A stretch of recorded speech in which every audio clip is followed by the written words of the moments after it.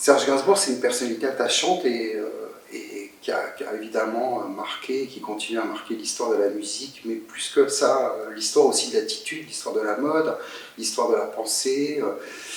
Aujourd'hui, c'est difficile d'aborder Gainsbourg sans tenir compte de son histoire et de son origine. Moi, c'est ce qui m'a touché. En fait, j'avais envie de parler de son histoire et ce que je pressens aussi de sa vie familiale, juive, d'Europe de l'Est, même s'il est né à Paris, dans une période où on vit aussi un conflit terrible qui est celui de l'Ukraine. Donc l'harmonie du projet que j'ai réalisé est aux couleurs de son histoire, juif, russe, ukrainien. Et je sais qu'il était marqué aussi par la musique qui vient de ses origines, et c'est ce mélange artistique que j'ai voulu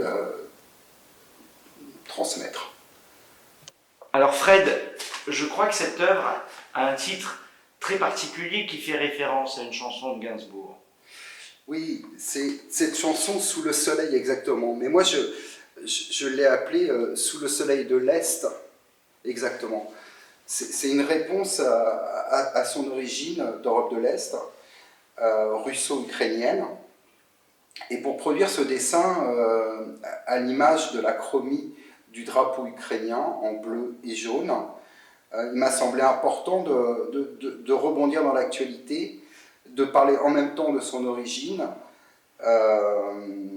et de mixer son histoire familiale, son histoire musicale et ce qui se passe en ce moment en Ukraine. D'abord, je travaille toujours en musique.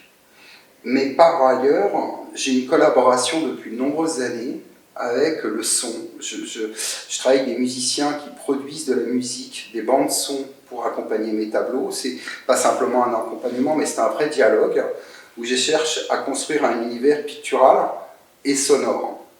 Donc ça m'a amené à produire des tas de projets. Donc ça m'a semblé très pertinent quand Roberto m'a proposé de travailler sur Serge Gainsbourg, qui est évidemment l'un des plus grands musiciens français et interprété dans le monde entier. Ce qui est toujours passionnant dans les rencontres, parce que c'est ça une collaboration, c'est les rencontres qu'on n'attendait pas. Et donc Roberto, quand je t'ai rencontré, il n'y a pas si longtemps, la rencontre était assez simple, assez agréable, tout de suite c'était magique en quelque sorte, et très naturellement les choses se sont fabriquées. Et les rencontres artistiques ont un avantage, c'est de nous surprendre. C'est-à-dire qu'elles me permettent en tout cas de plonger dans un projet que je n'aurais jamais réalisé autrement.